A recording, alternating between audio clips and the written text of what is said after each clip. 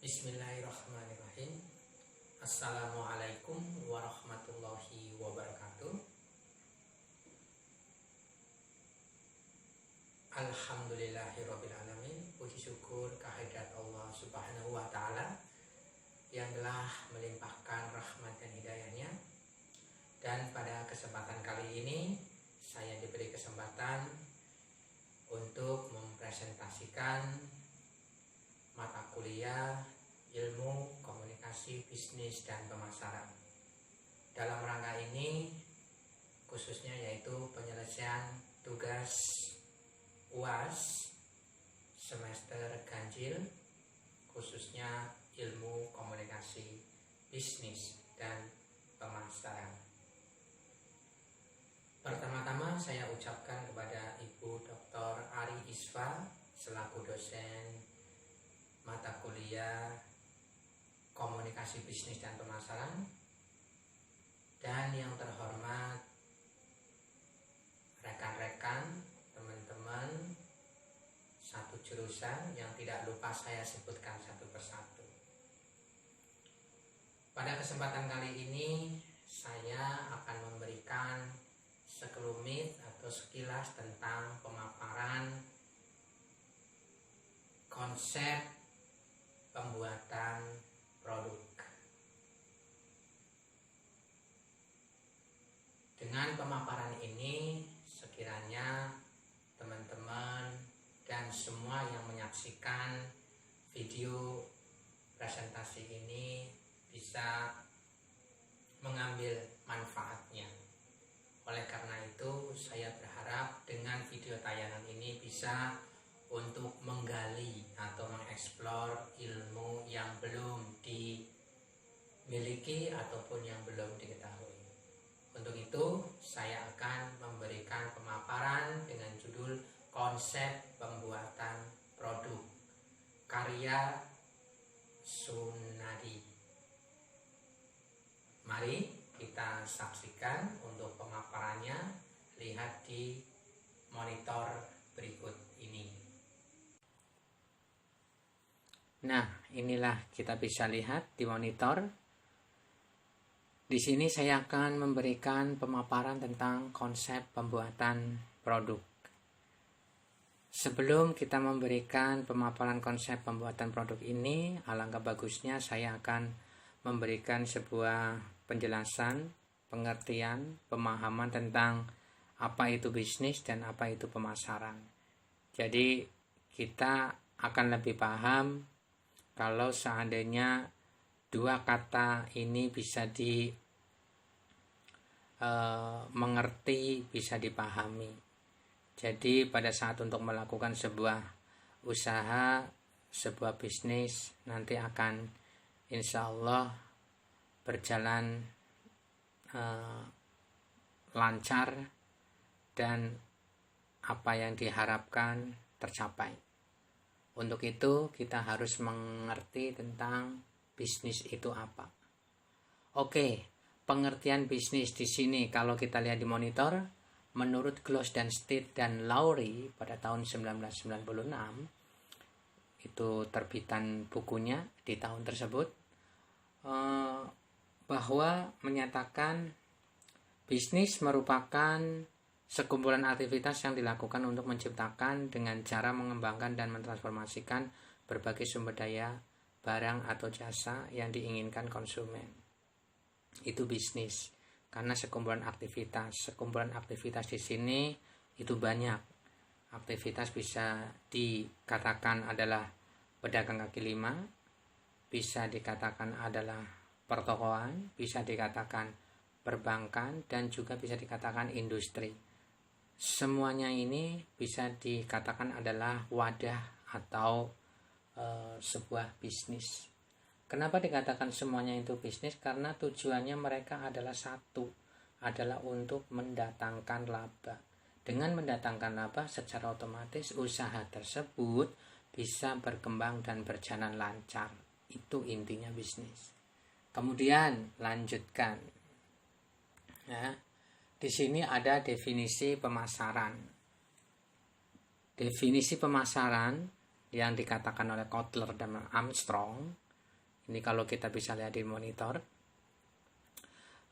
Menurut Kotler dan Armstrong, pemasaran adalah sebuah proses manajerial yang dimana orang-orang yang berada di dalamnya memperoleh apa yang mereka inginkan atau mereka butuhkan melalui penciptaan dan pertukaran produk-produk yang ditawarkan dan nilai produknya kepada orang lain.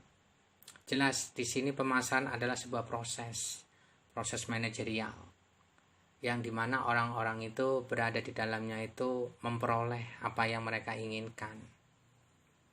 Mereka butuhkan juga dapat melalui penciptaannya, melalui pertukarannya barang-barang, produk-produk yang ditawarkan kepada siapa, kepada konsumen, dan nilai produknya ya kepada konsumen juga. Itulah yang dinamakan pemasaran. Nah, dari sini kita akan paham mengenai pemasaran dengan promosi. Kalau saya cermati antara pemasaran dengan promosi itu beda tipis. Kenapa? Itu bagi yang sedikit paham tentang perbedaan pengertian pemasaran dan promosi. Namun bagi orang yang tidak mengetahui perbedaan pengertian antara promosi dengan pemasaran, pasti mereka mengatakan bahwa ya sama, promosi pemasaran ya intinya sama. Memang, tapi kalau dalam secara pengertiannya dan fungsinya itu pasti beda. Kalau pemasaran di sini adalah kan proses ya, sebuah proses manajerial di mana orang-orang itu di dalamnya itu memperoleh apa yang mereka inginkan atau mereka butuhkan melalui penciptaan, pertukaran produk barang-barang dan jasa, dan nilai produknya juga ditawarkan kepada konsumen. Itu ditawarkan. Itu kalau pemasaran. Lain kalau promosi. Promosi adalah usaha perusahaan untuk menciptakan kesadaran, memberitahukan, ya kan? Memberitahukan, membujuk, mempengaruhi konsumen untuk membeli produknya yang ditawarkan dari perusahaan tersebut. Itu namanya promosi. Tapi sebenarnya inti dari promosi itu kalau yang dikatakan oleh Boyd, yaitu seorang pakar ahli ilmu ekonomi, di situ mengatakan bahwa promosi itu adalah usaha untuk membujuk pada konsumen, ya, usaha untuk membujuk pada konsumen terhadap apa? Terhadap produk, gagasan, dan konsep. Itu sebenarnya kalau promosi. Beda dengan tadi yang pemasaran. Kalau pemasaran kan proses manajerial. Orang yang di dalamnya itu memperoleh apa yang mereka inginkan, apa yang mereka butuhkan, dan melalui apa penciptaan dan pertukaran barang-barang dan nilainya diserahkan kepada orang lain produknya atau ditawarkan doang. Tapi kalau promosi ini adalah sifatnya membujuk agar konsumen itu membeli produknya dari yang ditawarkan. Itu namanya promosi. Beda ya, tolong dipahami antara promosi dengan pemasaran. Nah, selanjutnya di sini adalah mengenai konsep pembuatan produk. Di sini saya akan memberikan sedikit pemaparan tentang konsep pembuatan produk. Konsep pembuatan produk pasti punya rencana. Sebelum produk itu dibuat itu, seorang pelaku usaha harus memiliki strategi atau langkah-langkah perencanaan dulu untuk mendapatkan atau untuk memperoleh sebuah produk yang bagus. Nah, bagaimana konsep rencana pembuatan produk itu? Konsep rencananya adalah pertama, yaitu survei atau riset. Seorang pelaku usaha terlebih dahulu apabila ingin melakukan sebuah usaha, sebuah bisnis, harus melakukan terjun dulu ke lapangan, survei, kemudian penelitian. Maksud tujuan penelitian dan survei ini adalah apa? Untuk mengetahui bagaimana barang-barang atau produk yang akan dibuat, akan diciptakan, akan dibentuk itu mendapatkan atau ada kendala enggak, ada hambatan enggak, terus bagaimana perkembangannya, bagaimana selanjutnya apabila barang-barang ini nanti dipasarkan. Itu seperti itu. Kenapa harus survei dan teliti dulu? Karena untuk mengetahui itu, mengetahui hal tersebut agar produk atau barang dan jasa itu bisa bertahan. Setelah bertahan, secara otomatis perusahaan untuk bisa memperbaiki terus melindungi barang-barang dan produk-produknya. Itu tujuannya untuk survei atau penelitian. Kemudian konsep rencana pembuatan produk yang kedua, pelaku usaha harus bisa menganalisa pangsa pasar. Maksudnya di sini adalah menganalisa pangsa pasar. Seorang pelaku usaha, entrepreneur, wirausahawan harus menganalisa pangsa pasar. Menganalisa pangsa pasar adalah tujuannya untuk mengetahui jenis produk apa yang digemari, yang diminati, yang sangat populer pada saat itu. Itu maksudnya kayak gitu, pangsa pasarnya. Kalau toh seorang pelaku usaha, entrepreneur atau wirausaha untuk menciptakan sebuah produk, berarti harus melihat pangsa pasarnya. Pangsa pasarnya itu kira-kira barang ini itu mau diarahkan kemana? Ke kaum ibu-ibu, kaum emak-emak, ataupun kaum ke bapak-bapak, atau mungkin ke kaum anak-anak remaja-remaja, dan bahkan mungkin bisa ditujukan kepada generasi muda milenial. Nah ini, seorang pelaku usaha itu harus memikirkan hal ini nih, yaitu menganalisa pangsa pasar. Produk ini tuh mau diarahkan mana nih?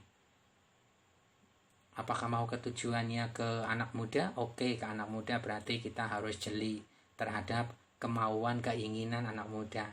Apabila produk ini diarahkan atau ditujukan kepada bapak-bapak, oke, kita harus bertujuan untuk mengemas produk ini agar diminati oleh kaum bapak-bapak.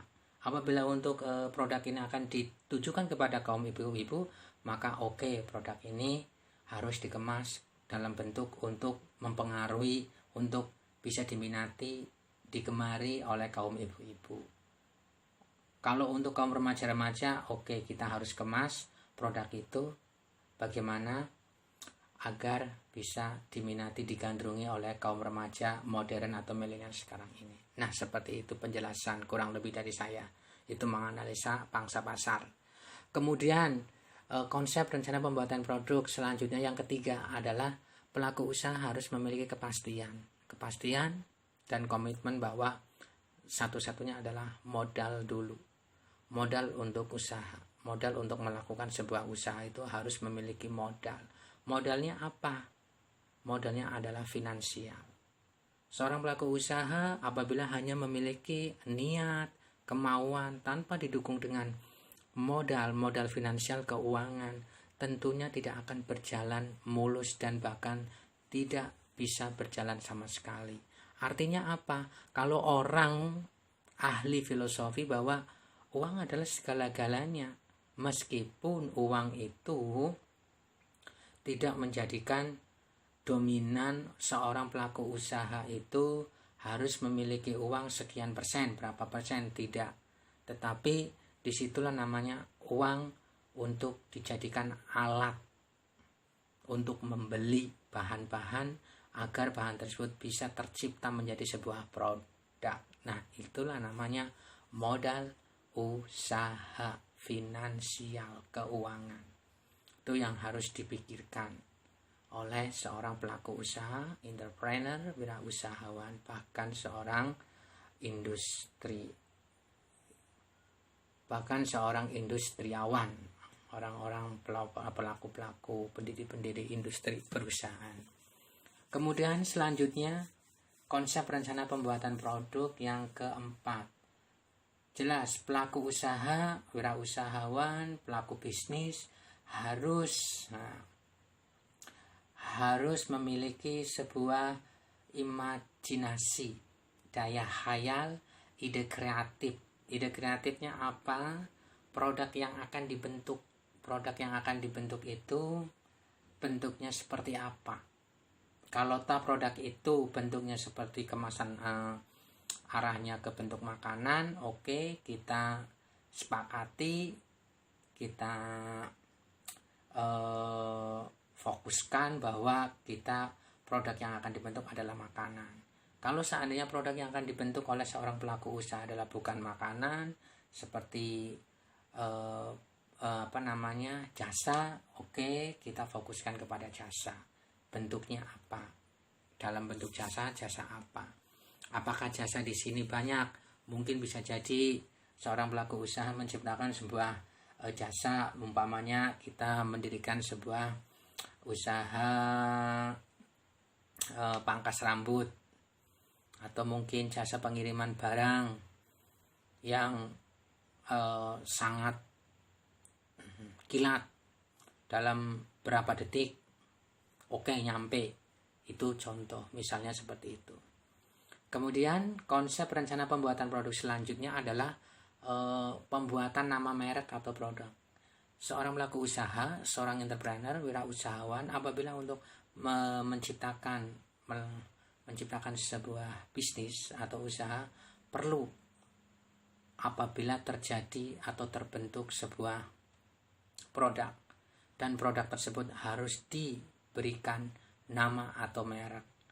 Tentu saja tidak menutup kemungkinan suatu produk itu bisa dikenali oleh konsumen apabila tidak memiliki merek, karena merek itu segalanya buat konsumen mengenali produk dari perusahaan tersebut. Nah, itulah nama merek yang perlu diperhatikan oleh seorang pelaku usaha. Itu seperti itu. Contoh pembuatan nama merek apabila pangsa pasarnya diarahkan kepada kaum generasi muda, seperti yang kita ketahui, Adidas. Nama sebuah merek Adidas yang berkelas di Amerika dan digandrungi oleh anak-anak muda, remaja, milenial yang suka hobinya olahraga, secara otomatis mereka akan berkiblat kepada pakaian-pakaian olahraga yang bermerek Adidas. Kenapa? Di sini para pelaku usaha, pembuat usaha produk Adidas ini selalu memperbaharui dengan perubahan zaman dan kemauan anak-anak muda yang dari tahun ke tahun itu sangat sangat berubah drastis dan harus mengikuti perkembangan anak muda-muda sekarang. Itu yang dibuat oleh merek perusahaan Adidas tersebut. Nah, itu contohnya. Terus yang berikutnya adalah konsep rencana pembuatan produk, yaitu distribusi atau penyaluran produk. Distribusi di sini adalah jelas seorang pelaku usaha apabila sudah menciptakan produk dan produknya sudah ternama, sudah memberikan nama, baru langkah berikutnya adalah untuk mendistribusikan kemana nih. Kita harus distribusikan. Penyalurannya kemana, ke agen-agen mana. Apakah agen-agennya itu sama misi dan tujuannya untuk produk tersebut? Apabila tidak sama, tentunya pasti menolak distribusi barang tersebut untuk diterima.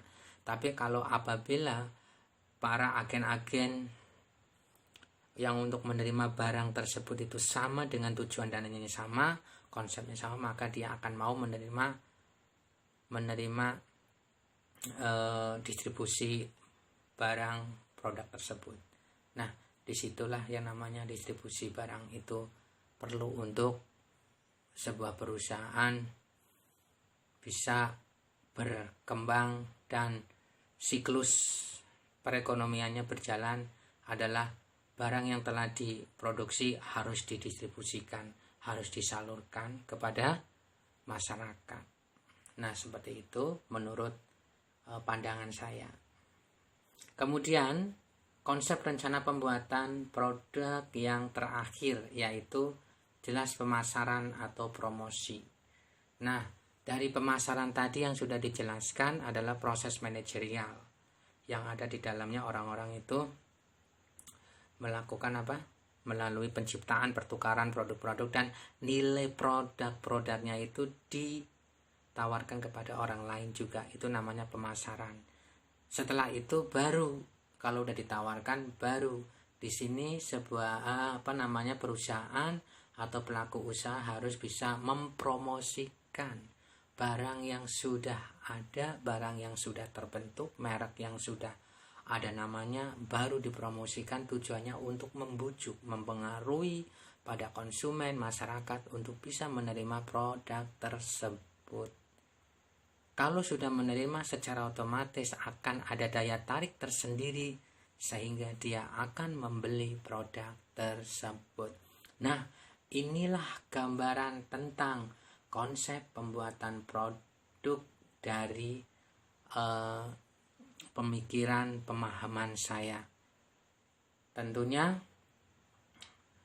dari konsep pembuatan produk ini tidak afdol apabila saya tidak memberikan contoh produk buatan dari saya sendiri, yaitu di sini contohnya. Nah, sebagai contoh brandnya dari saya adalah hasil karya saya sendiri adalah obat herbal ambien. Obat herbal ambien ini yang sudah saya berikan kepada Ibu dosen Dr. Ari Isfa, yaitu berupa video produk. Nah, disitulah produk saya yang berkaitan dengan pemaparan konsep pembuatan produk ini. Demikianlah presentasi saya, dan kurang lebihnya apabila ada kata-kata yang salah dan kurang mendalami ilmu ini, saya secara pribadi mohon maaf apabila banyak kesalahannya dan apabila kurang dari sesuai ilmu yang ada di bisnis dan pemasaran. Untuk itu mohon dimaklumi. Wassalamualaikum warahmatullahi wabarakatuh. Sebelum ditutup presentasi ini, saya mengucapkan banyak terima kasih kepada Ibu Dr. Ari Isfa, MM, selaku dosen komunikasi bisnis dan pemasaran yang telah mengajar kami. Terima kasih atas ilmunya. Wassalamualaikum warahmatullahi wabarakatuh.